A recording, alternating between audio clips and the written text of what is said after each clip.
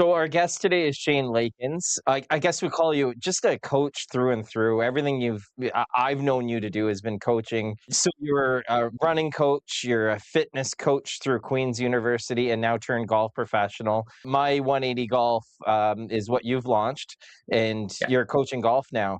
So we're super happy to have you. I'm going to start with a little story about Shane and I used to collaborate when I was running a curling program at a club here in Kingston. And I used to line up instructors for him to bring his MBA students in to learn to curl, right? It's the Brier final, and it's in Ottawa. And I line up a whole pile of instructors for Shane's program to be looked after. I said, I'm going to go to the Brier, but I've got everyone lined up for you. And I'm at the Brier and I'm looking around, and all the instructors that I had lined up are at the Brier. So I know they're not there instructing. I'm like, oh no.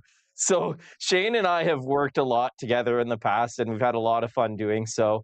But yeah, we were super happy to have you here today, Shane. I was at Shane's facility last week, and I got to tell you, he a move that I've been making my entire life. He's on track to fixing it. Don't know if I'm going to put in the effort though, because I don't play much golf anymore. But yeah, I'll tell you what, he's got all the tools there at his shop to really improve your golf game. So we're really happy to have you, Shane.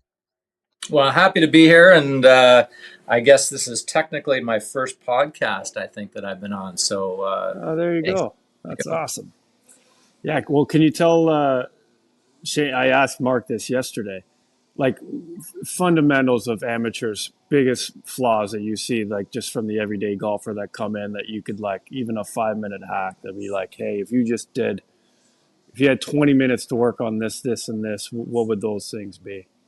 So I'm gonna take a different approach. So get used to this. I think that's the problem with golf, right there, and Okay, golf instruction I love is it. we jump around to YouTube clip to YouTube clip to YouTube clip, and thinking that that is going to be the panacea for our problem.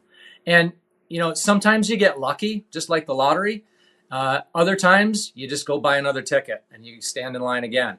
And so I guess if you were to ask me kind of, what's the one thing, the one thing is certainly is different for every person. And so I've got a colleague, back when I did a lot on the rehab side of things and in the fitness industry. He's a physiotherapist out of the US, and he had a great saying. He says, if you're not assessing, you're guessing. And so, Danny, the tip that I would give you is different than the tip that I would give Mark.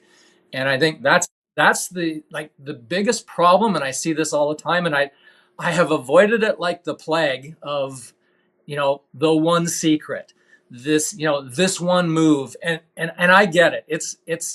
It's bordering on clickbaity, but Oh, it is. it It is also gets me 100% clickbait. Yeah, because yeah. it's It like, is oh, 100%. I'm curious what this one thing is also. Um, Yeah. and I think for me, you talked about coaching, and obviously we'll talk maybe a little bit about my history of coaching. But in my former life, I was a high performance coach in cross country and track and field with the university and with the national team, and here in Canada. And I remember one of my first trips. I was a pretty young coach. We were in Chiba, Japan. I was coach. I think this was maybe one of my first national team coaching assignments. And I'm in there with about 25 other coaches from all over the world, and we're chatting. And this is really where you learn how to coach, and learning from others around the world. And I remember the one guy saying to me, he says, "You want to know the secret about?" In this case, it was running. And I was like, hook, line, and sinker. I'm leaning in. He goes, "There is no secret." And Run faster. and it was Run like, faster. son of a gun. I was like, man, I was hoping this was going to be the thing that unlocked my coaching life as far as the coach is concerned. But I think that translates across all of the coaching and all of the sports.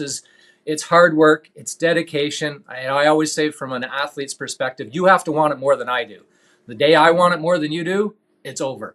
And that's kind of what I bring a little bit into the golf side of things. So it's a little bit different. I'm not looking for everybody that just wants a lesson. I'm interested more in the coaching side. So when Danny posed me that question yesterday, I said pretty much the same thing initially. However, If you focus on the fundamentals, grip, stance, posture, ball position, all those things, those are all great things that should be a constant for everyone. And we're all guilty of going to the driving range and bashing balls, but not working on our putting and short game. So that was Well, my it's generic answer that I could come up with. I think you're bang on, Mark. Like the interesting thing is if you look at, what most do on the PGA Tour. So if you're looking at coaching side of things, it's Scotty Scheffler going back to his grip trainer, using that all the time. So if the best player in the world keeps working on his grip, then when I have a student come in and say, "Oh, no, I'm good with the grip," it's like, "Really? Are you now?" Interesting. And it's kind of like when we talk about some of the other stuff like on the mental side, for instance, you know, people say, "Oh, golf is all mental." It's like, well, try and tell that to the person that I'm teaching on the range for the very first time how to hold a golf club, that it's all mental. It's like they need to swing, so they need the fundamentals first. When you get to a certain level, then of course the game becomes much more mental, and that's the big rock in the bucket at that stage. But you got to go through a lot of buckets of balls before you get to the point where you can say, "Oh, this game's only mental." Yeah, Yeah. completely agree. I just cut you off. I'm like, everything you just talked about sounds so boring. I just want to get to the range and Oh, just hit a bunch of balls. Right? I it's don't want to it work on my putting. 100%. So it's like when we teach nutrition and health and wellness. Like I've been in this field for my entire life, and it's like when you tell people eat food, not too much, mostly plants. That's not sexy. That's I'm going to bed like that. Right? It's just it. boring. And I get that, and that's in the internet world, that's so difficult to sell vanilla. And so, that's one of the things that's the challenge right now for coaches that want to teach fundamentals, want to teach process, want to teach things like that. Everybody's looking for the quick fix. Yeah. It's like, how can you teach me to hit a ball 300 yards? Like, that's what I want to do. Right? Yeah. Right.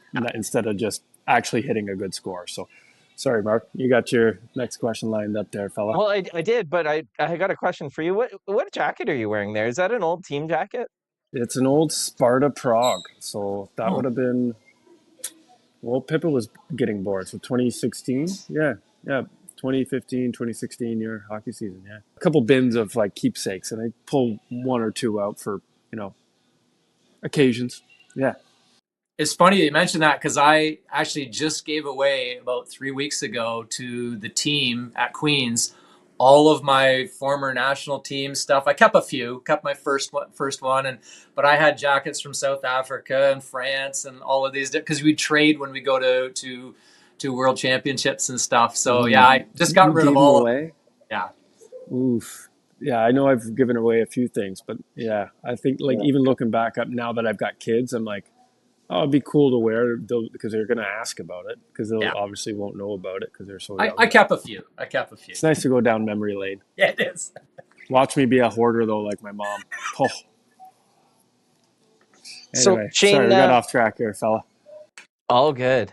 Shane, explain how this shift came to be from, working in academia, Queen's University, coaching there, and the fitness coaching that you were doing to becoming a golf pro. Well, I guess it's a bit of an evolution, so to speak. I knew even back in high school I wanted to work in health and wellness somewhere. So I knew that was easy. So going in the kinesiology stream and doing that, like I was very very clear on that. The coaching side, I got the coaching bug really from the person that coached me in cross country and track and field when I was younger, and he was such a great mentor of mine. And then I was fortunate enough, kind of along the road, to get into the coaching side of things. And I love, I guess, helping people. I love seeing people improve and having them see that their goals come to fruition. But I think, why golf?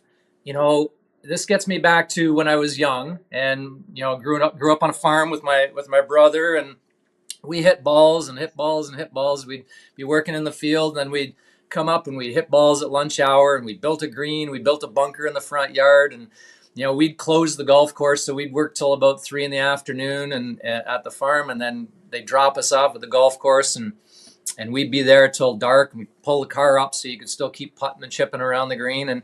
And so I always had this dream. Now, at that stage, both of us were thinking PGA Tour. Let's not kid ourselves. So, when I got to 19, I was pretty heavily involved in coaching then, and it was cross country and track and field. So for 20 years, I essentially played about 2 rounds of golf a year. And so, you can't put the time and effort into what I was doing, work wise and coaching wise and all of that, and still have other things. Yeah, some things have to be sacrificed. So that's the interesting thing is when him and I went on a trip to Myrtle Beach, and 2 weeks later he passed away. So a little tough. So that you could say, what was the light switch? It was like, okay, got to change my life. So, sold my rehab clinic, said I was going to kind of, tone down the coaching side of things, actually retired from coaching right after that. And really that's where I said, I got to get back to the thing that I love, playing golf. And that's really kind of where, it's like, okay, we both said we wanted to be PGA guys. Now, again, we were talking on TV, there's also a reality that goes along with that. And it's like, well, I've been doing this coaching thing. So, how different can it be? Well, it's quite a bit different, but a lot the same too. But that would be probably for me the light bulb moment. The why is because of that situation. Can you talk about a little bit about the coaching that you're doing right now? Like, so I'm in my first year coaching minor hockey, and the biggest thing that I'm finding right now is trying to keep things fun, because when the kids are having fun, they actually absorb so much, and it's enjoyable. They're coming back, and they're coming in with a smile on their face the next day. So, can you talk about a little bit, like even just what you're doing right now to even try to keep people there, and then how fun it is, and just little things that you can kind of expect when you're doing a session with someone like yourself? Yeah, I think, Danny, the big thing with, and it's interesting that you use the word coaching, because in golf we use the word instructor or lesson or student. And, to me, I always treat it like coaching also. Like, I'm not interested in somebody coming in to have one lesson and fix their slice and move on. Like, I'm interested in a relationship. And the thing that you mentioned absolutely has to be there with kids. Like, you have to, that is first and foremost. You are not a hockey player. You are not a soccer player. It depends on the age. At 10 years old, you're none of those things. You're an athlete and you're trying to have fun. And yes, you can be competitive, and you can be, you can learn a lot of skills as far as responsibility and all of those types of things. But at the bottom line, it's still got to be fun. I think it's got to be fun also for adults and people my age. Like, honestly, why would you go somewhere to make yourself miserable and grind something out? Like, if you watch me do a lesson, there's hopefully is equal a number of laughs as there is balls hit. I don't believe you just need to go out there and pound balls endlessly. I think there's that give and take, and there's got to be some fun and some interaction with it. So I think, Danny, that's the big thing for me is that, how do I separate myself? Well, obviously, it's philosophy. It's how you approach the coaching side of things, but it's also just about the atmosphere and what you bring to it and what they bring to it. I think golfing's got to be fun. How do you blend your background in what you were previously doing in health and fitness and rehab into what you're doing today? Because I'm sure those worlds collide with every person you meet. Yeah, it's interesting because when in the health and wellness side, I always worked. Even before I owned my own clinic, I worked in a multidisciplinary setting, and I thought, this is the way to go. Like, I don't have the answers as a kinesiologist to every health problem that somebody comes through the door, nor does a chiropractor, a physio, orthopedic, what have you. Each person brings something to the table. So when I started my own clinic, I had physio, occupational therapy, massage therapy, nutrition, dietitian, everything all under one roof. And when I got into the coaching side, I brought all of those types of things in on the running side. But when I got started into golf was really segmented. So golf, if Danny came to see me, he would be expecting me to change his swing.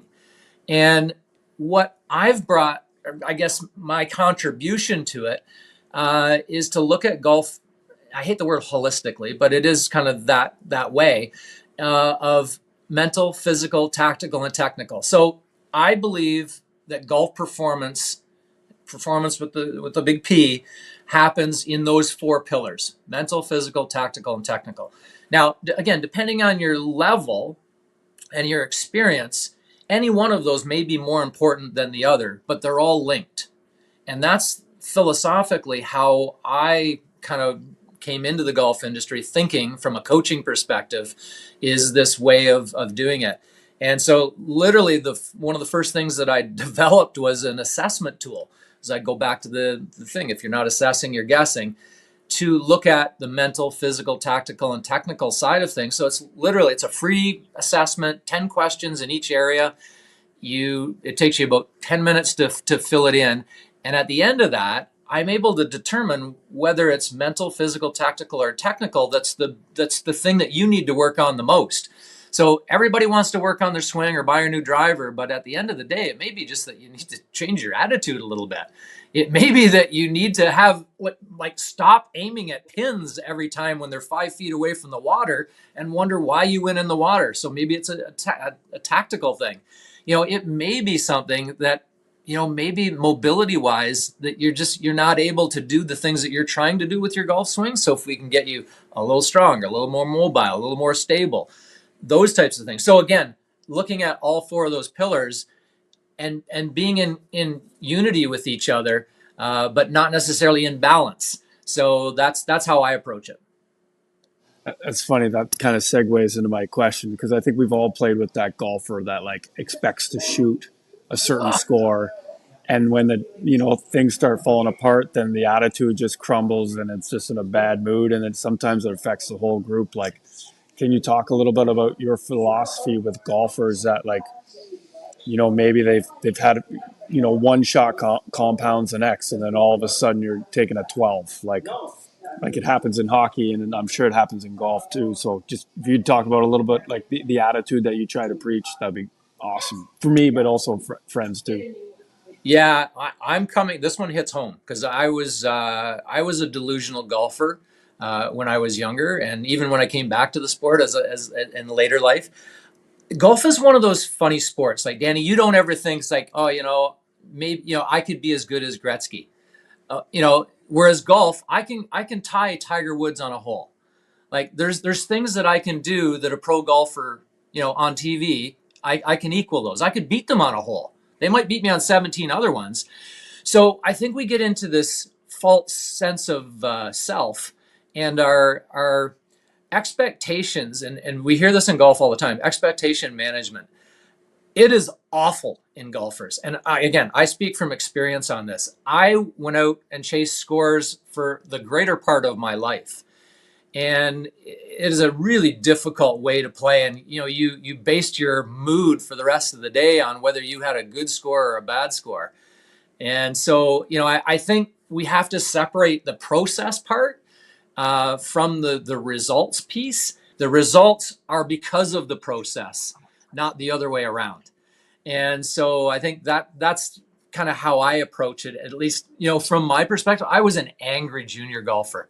I was a club thrower. I was, embarrassing. Yes. I look at kind of sometimes when I play with people and it's like, dude, you're not as good as you think you are. Like, you have no idea. Like, you missed an 8-foot putt. It's 50-50 on the PGA Tour on PGA greens, and you just missed one and think it's the end of the world. It's like, good luck. You're a 20 handicap. You're lucky to make one. It's so true though, right? Like, and people just get out there thinking that they should be hitting these shots, and I'm like, it's hard, it's I not can, easy. And yeah. go ahead. I will say one of the things that really helped me is like two things. One is one of our staff members on our team is Dr. Faizan Imtiaz, who's a sports psychologist. And Faizan is actually from Kingston, so we go a long way back. He worked with me at Queen's at the School of Business for years. And so when I got into this project and on the golf side, he joined me.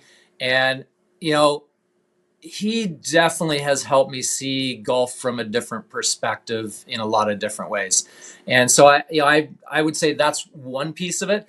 And the other, I think, is Scott Fawcett. I think he deserves a lot of credit for, for me, when I heard some of the stats stuff, it was like, huh, I was expecting myself to make an 8-foot putt because I didn't get that many of them for birdie. So when you get them, you kind of really want to make them. And so when you didn't make them, you felt awful. And then you'd lament and you'd carry that through. And kind of what you talked about, Danny, we call that paying the toll multiple times. So the only shot you can control is the one that you've got coming up. And so, I've developed some strategies. I've got a good friend, Dr. Peter Jensen, who has some really great stuff. Every time Peter comes to Kingston, we get out golfing, and one of the things I talked to him about is like, when you have a bad shot, just park it, so when I put the club back in the bag, it's done. That shot's over, moving on. And that has really kind of helped me a little bit with not taking that all the way down the fairway. And, I know that's the difference. I do a little speed golf, and you just don't have time to really worry about the last shot you hit. You worry about the next one you got. Yeah, I feel like there's that book that it's an old one. I read it when I was like 18, 19. It was Bob Rotella's Golf is Not a Game of Perfect. And that's like one of the hallmarks I find. If you're going to start golf, I think that would be probably the best one to read from the mental aspect of it, just the expectations as we talked about. But yeah, and golf is individual, right? So it's not the same team sport like with hockey. I still play hockey 3 days a week, and I can blame a defenseman for something. Ultimately, me as the goalie. Now you're finding out probably I'm a goalie for the first time, so this is probably explaining a few things now. I always blame the goalie, so it's good. Perfect.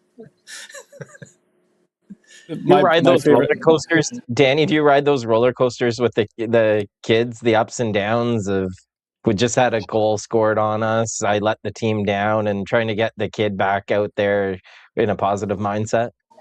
You know what? It's hard because I actually find I get more upset for the little details that I like, not so much the big mistakes, like because they're gonna make it. It's just it's more so the little things that you preach that like I tell them a million times a day in practice, and then they don't do it in a game. And I'm just like, and it's little subtle things like just taking information before you'd get a puck, or even just get your stick out there early to take away a pass. Like just little things, and just anyway. But I don't ride that emotional rope.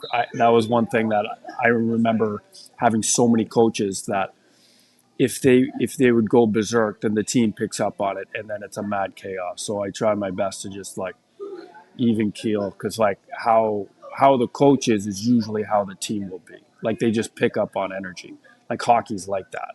I know What I was golf's a little getting at different. is what I was getting at was managing the kids, though, managing the kids' Oh, emotions and how you actually go about that. I think you just got to let them go. There's no, Yeah. you got to let a kid cry. So like, you got to let them like figure it out. And I know it sounds tough, but sometimes that's iron sharpens iron, and you melt, was it metal and fire? Well, I think sometimes the kid's got to go through the fire a little bit to to make himself better. And I find that the more actually they get himself like upset, the less it happens during the year. So if you try to fight that emotion, it works as backwards, if anything. I think, Danny, that's the art of coaching. Like that really is like knowing when you need to step in and console an athlete, and knowing when to let them go through that grieving process of making a mistake, maybe costing their team. Because Peter told me a really interesting. So Peter Jensen was at the Winter Olympics, and it was a speed skater from Canada who was predicted and should have probably won the gold, and didn't perform well. And so the coach was standing there, and the athletes over there sobbing, riding on a stationary bike, trying to kind of work it through. And the other junior sports psychologist that was on the team was going to go over and console her. And the coach reached out and grabbed a hold of him and said, "Why would you deny her this opportunity?" And so it's like, oh man, that's pretty heavy. And then she comes back and wins several golds. So we'll kind of leave it at that. But sometimes the failure part is part of the growth. Most often, actually. Yeah, and that's one thing I'm learning now, getting on the coaching side, is like the game is always the best teacher. You got to let the game be the coach, and sometimes, but the best coach would manipulate the situation so that you learn these lessons in practice, Yeah. not when it's the big moment. So it's like, how can we try to replicate the big moments, or even little micro moments within a game, so that they can learn those lessons and not, when everybody's watching. So Yeah. Yeah. yeah. Anyway. Yeah. No, I So like that something I want stuff. to jump into now is what's obviously blended a couple of your passions together, and I know you're super passionate about this. It's speed golf. So this is obviously combining running with golfing. Can you, just for people that don't know, can you tell us about the differences between, or how you compete in speed golf, or how you play speed golf versus a standard golf game? Yeah. So speed golf itself is really, when you think about it, the rules are all the same. Probably the only exception is, if I hit a ball into the long grass and it's, clearly I'm not going to find it. I run up, I drop a ball there. It's a 1-stroke penalty. Off I go. So you're trying to play golf as fast as you can in between the shots. And so the way the score is done is it's your actual score plus the number of minutes that it took you to play. So every minute is essentially a stroke, or every stroke is a minute, however you want to do that. You end up with a final score or time, and it's a combination of the two. And, for me, I would have to say it was probably, love at first sight, so to speak, because, obviously as a running coach and as a former runner, I was trying to figure out, how to get back into running, how to get, play a little bit more golf. And I thought, well, why don't I just put these two together?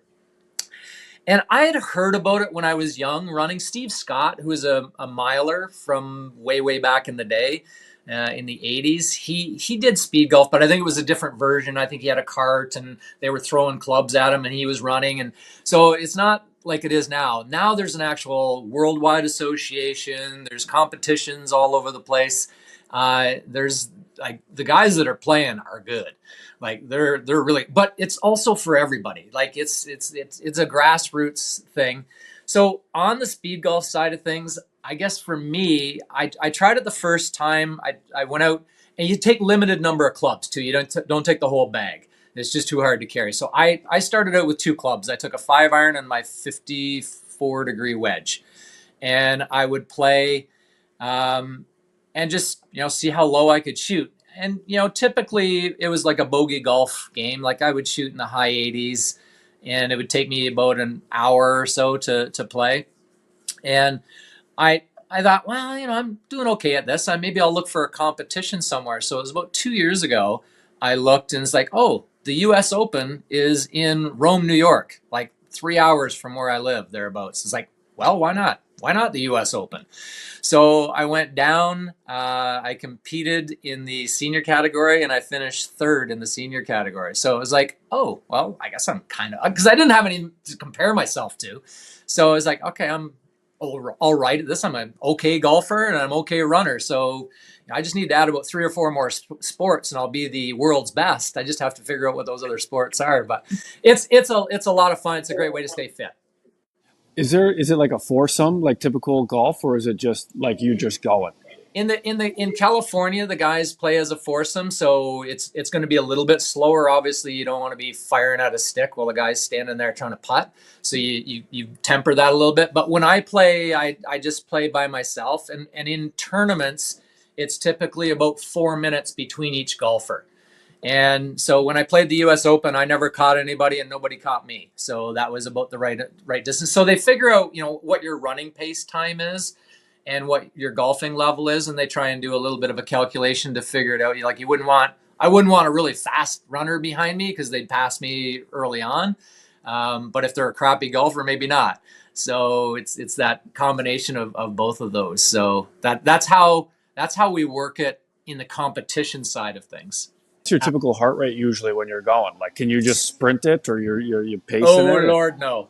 no, So like it it's so I play it mostly at Cat Rockway. That's where I'm a member. But I try and keep my heart rate at about 145, Danny.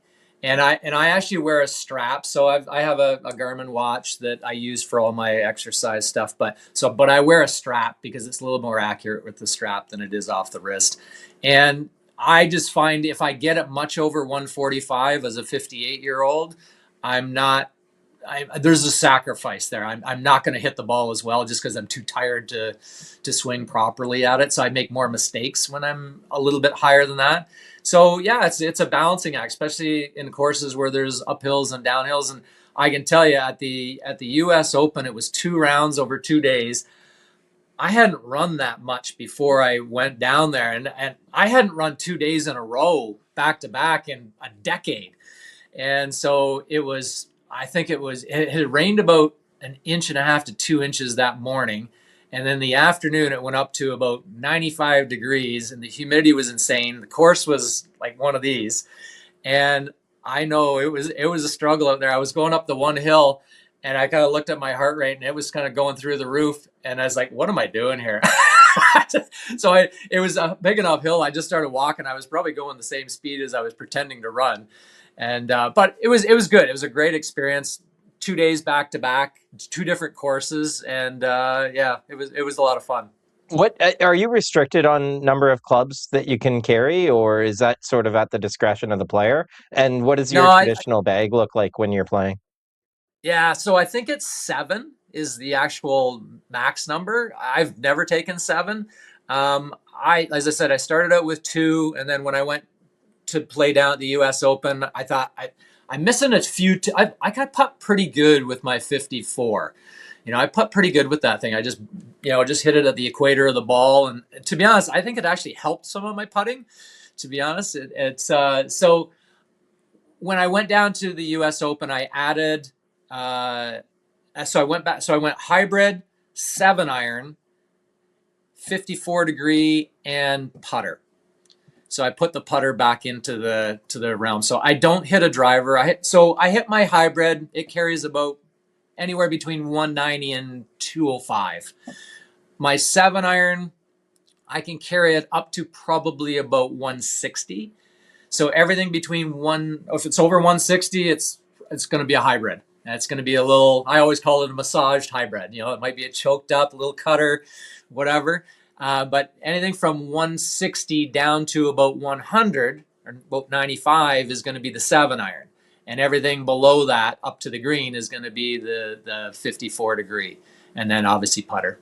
What goes through your mind when you're playing speed golf versus traditional golf? Like, are you really focused on keeping that heart rate level low, like underneath that benchmark that you were saying? Or for me, I'm just thinking it kind of has some similarities to the biathlon.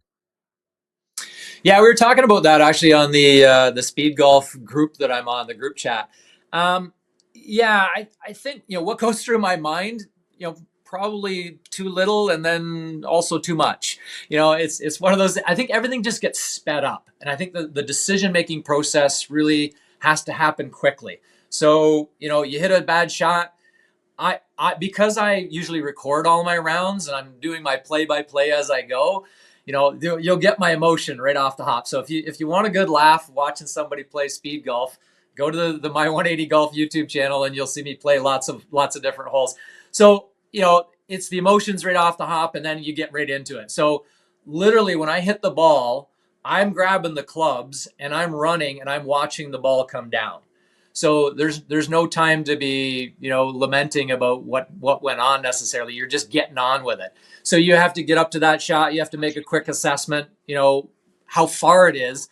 And sometimes, courses that don't have the stakes, you have to try and figure out where those markers are to know how. Like when you're out at 150, it's like, is it 150? Is it 120? What club am I hitting here? Is it a soft 7 or is it a hard 7? And so but it's a lot of fun. I think the thing for me, and my buddy all the time is like, oh, the speed golf is hurting your game. I think it actually has helped my game because I don't think as much as I do when I normally play slow golf now. We call it slow golf, just so you know. It's fast golf and slow golf. And so when I'm still process oriented. When I play normal golf, and I played a bunch of PGA events this year in the Ottawa zone, I'm still deliberate about what I'm doing. I don't just walk up there and hit it. Sometimes that might have been the better choice, but I think it has helped a lot in just that decision making processes. I'm much quicker now about making decisions. What's your typical round of speed golf? Like fastest one, average one, longest one? What does that look like? Yeah.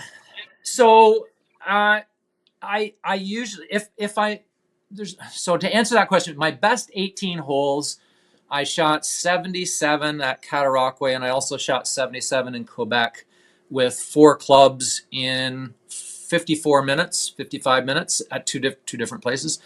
And so that's my best. Um, my my best. So I went down this past summer to London, and I jumped onto a course that I had played once before, and it's a 12-hole course, and I actually shot 3 under. And so I'm not sure I could have shot 3 under playing slow golf. So, but it just everything fell into place. Yeah, anyway, it's on YouTube. Go watch it. It's fun. But that's my best round ever. Unfortunately, it was 12 holes. Maybe it was good that it was 12 holes. Who knows what those last sticks would have been. But I like I say 54 minutes is around, whereas but there's guys around the world that are playing in 30 some minutes, the same courses I'm playing. So they're a ways ahead of me. And shooting about the same scores. So Wouldn't that be something if we can get some PGA guys running and doing speed golf for some YouTube clips? Like it's got to be coming, or is it out they're there already? they're out there already. They're starting to do it a little bit because again they're recognizing it gets some clicks, and they're trying to get people to follow them too. So there's been some collaborations, there's different iterations. There's some where they're trying to play one hole as fast as they can possibly play it, and I think I don't know, it's like 30 seconds or something like that. It's insane how fast the hole was played, but it's multiple people playing it, so it's like a relay. So there's all sorts of different ways to do it. I think I've got a couple ideas that I'm going to do this summer that you'll see when they come out. Awesome. That's Awesome. exciting. Whereabouts are you located? Like if people want to get in touch with you or Yeah. come in for some sessions, whereabouts are you in Kingston? Well, the beauty about golf is, and coaching golf now is you don't need to be in any location. So I am located in Kingston. I have what some of my students call the asylum here, where you're crazy about golf, and we just love what we do here. So yeah, I do have students that come in here, and we work on the fundamentals. But one of my favorite quotes is, "When you change the way you look at things, the things you look at change." And that quote has been probably a guiding influence on my life for probably the last 25 years. And when we look at coaching and golf in general, it used to be a guy standing on the range watching somebody beat balls.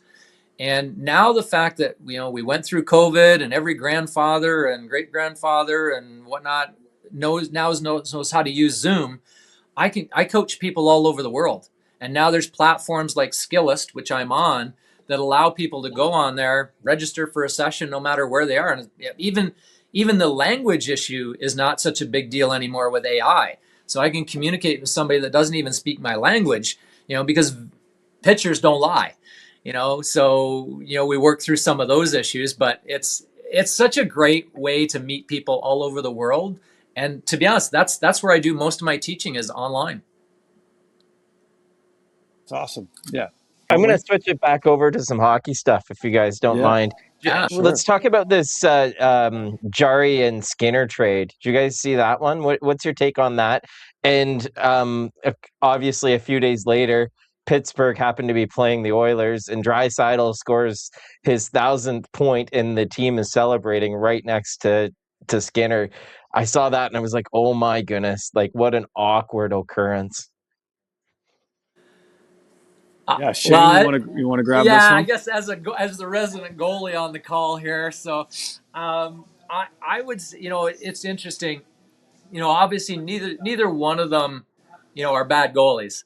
They're both really good goalies. But I think, I know Skinner's story a little bit better because obviously I've watched the playoffs for the last couple of years, and I think it's just one of those situations. He just had to go. Like they needed to get rid of him as much as he needed to get rid of them. And I just think sometimes it's like coaching. It's like I was fortunate in the university side of things. My athletes would be with me for 4 or 5 years, and I did coach people for longer periods of time than that. But sometimes you need a different voice. Sometimes you need something, it's a different situation, and then you flourish. How many times have you seen somebody be mediocre and then they get traded to a different situation and flourish? Now I hope both of them Phil flourish. Kessel, right? Yeah. Yeah, yeah. So I mean, he was the whipping boy in Toronto for years and years, and he gets a different situation and is allowed to flourish a little bit more. So I think it was a good trade for both teams. I'm not sure, to be honest. I don't really know whether one's any better than the other. So I think it's a even swap that way. But I think they both needed to go. Now on the mask end of things, it's not like they don't have the resources to be able to go get another mask done, tout sweet. So the fact that they were playing each other, I wonder whether they kind of had that in the back of their heads that, hey, we're going to meet at center ice. We're both going to have our farmer masks on. We're going to play each other. I think it's awesome. I think, the fact that Draisaitl scored I wouldn't see that from Skinner's perspective as, an insult or anything like that. He's got 1,000 points for a reason. He's not the only goalie he's ever scored on. So I would say that's my take on that one. It was just awkward that they were celebrating like 5 feet away from him. Not It that is what either one could do anything about the situation. It's just like, oh my goodness, I can't believe this just happened. it would have been more weird if Skinner went over and gave him a tap and said, congratulations. I I suppose. I thought he should have done it. I thought I Skinner. thought so too. I Yeah, think I he thought, probably should have done it. Like, yeah, it's part of the game. yeah. Jump in the And even pile of players, celebrate yeah, with but them. I mean, I wouldn't do that. But I mean, just a simple acknowledgement of 1,000 points, like that's such a milestone. And I can chime in on the masks too. Like, these masks are custom made, so that's why like they can't just go to a store and pick one off the shelf. Unfortunately, like these things are like molded. Yeah. So like just their gear and everything like that. That's actually quick turnaround. I don't know how Jari had the blue and orange gear already. Like that was really quick. So Yeah. impressive. But So you don't think it was it's pretty tight timing to have had those masks switched over? oh yeah. Yeah, okay. It's like 2 weeks. I bet you they'll get it, and that's like hurried. But yeah, Okay. Danny, you and I talked about this one, but the Olympic venues for hockey are not ready, and they seem undersized from what we're seeing.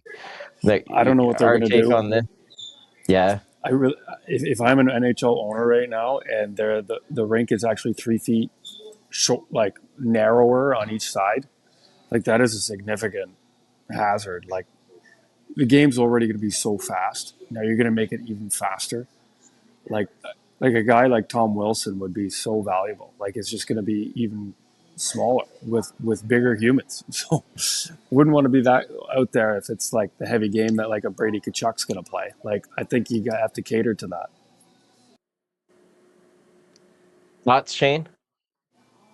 Yeah, having been to a few world championships and venue issues and challenges like that, it's like I don't envy those guys trying to make that work one way or the other. So, yeah, is it wider or narrower It's or shorter? 3 feet narrower on each Narrower. side. And shorter too, isn't it? And I don't think it's going to be ready for the games. So I Yeah, don't know what they're going to do. It's crazy. yeah.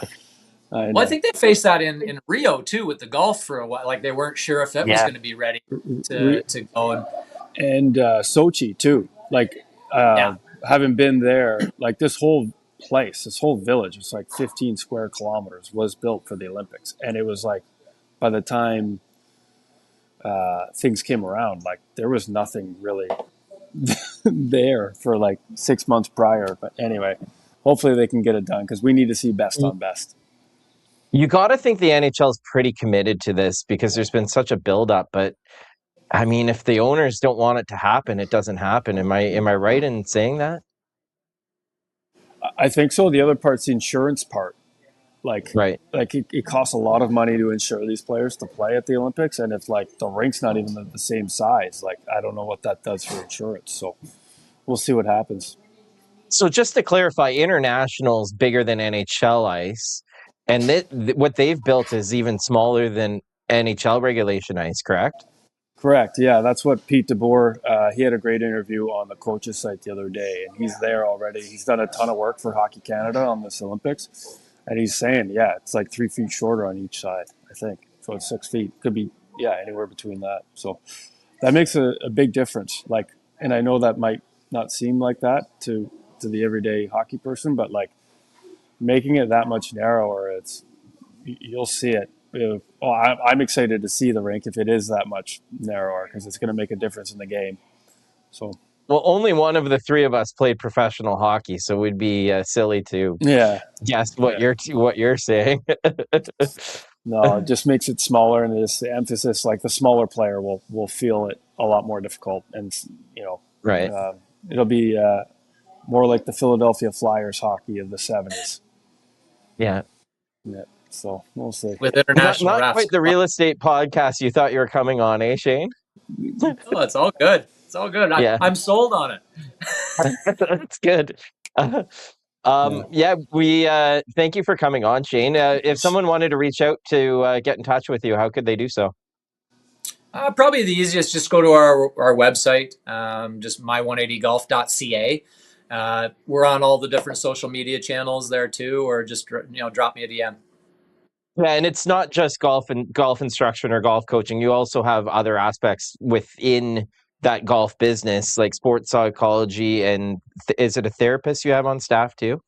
No, another kinesiologist, Reed Holton, who's Yeah. working with a bunch of soccer folks here in the city. He's actually building a facility over where the Leon's furniture store is. They've got a new site there. So, yeah, it's a great. But I think the best place to start is and this can be for anybody if you're listening to this and you want to improve your golf.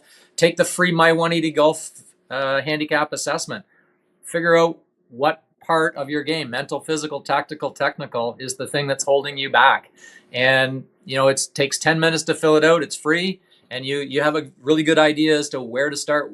We always say, what's the big rock in the bucket? What's the low hanging fruit that you can start off with that's going to make the biggest bang for the buck? And this is going to at least assess that to give you an idea of what you should start with. Yeah, and anyone who's listening to this or watching this on YouTube or Spotify, we'll put that assessment link down in the description, and you can access that. Yep, awesome. That's beautiful. Thank you so much, Shane, for taking the time and coming on here and snapping it around here with me and Mark. And Yeah. it's been a privilege. Well, I have to get out. I'll have to let you fire a few at me sometime, Danny. I'm not sure if I'm going to enjoy it, but I don't shoot the puck unless I can pass it into the empty net. So like I will get as close to the goalie as you can, and then I'll make a pass. So that sounds awesome. yes, it's kind. I'll It's tell you very who kind would of like me. to have a goalie in their at-home rink more than anyone is his kids, though. Oh yeah. That's the only time I'll play goalie is when my kids are playing, and I won't actually. I actually haven't played it at all since hip surgery. So I'll play maybe However, 6. your wife put the pads on for them, right? The wife will. Yep, Yeah. 100%. The wife was a goalie too, but that's It's all right. that's another story for a Yeah, different we day. were talking about that the other day. So I still play hockey 3 days a week with a 60+ group, and even though I'm only 58, I really enjoy the group, and it's a lot of fun, and it's playing hockey for the right reasons. Absolutely, yeah, it's so good. It connects people more than I've seen any other game so far. But Yeah. great times. So there's Awesome. one last thing that we have to say before we wrap that up, and because this is leading into the holidays, Merry Christmas, Happy Holidays, and Happy New Year to everyone out there. And thanks for watching episode 18 of Pucks, Putts, and Properties. As always, my Episode's co-host 18. Danny Kaling. Nice, 18. 18. Yeah, Here we We got the go. full 18 in, We got 4 more to go. and it's we're about the legally an same time adult as podcast now. it's about the same time it takes me to play 18 holes of speed golf. Crazy. That is insane. I would be so tired. even just from the running. Yeah. Oof. There we go. That's awesome. Well, Hey, thank you thanks so much, again, Shane. and And yeah, yeah, have a great thanks holiday, again, Shane. and Oh, Merry yeah. Christmas, everyone.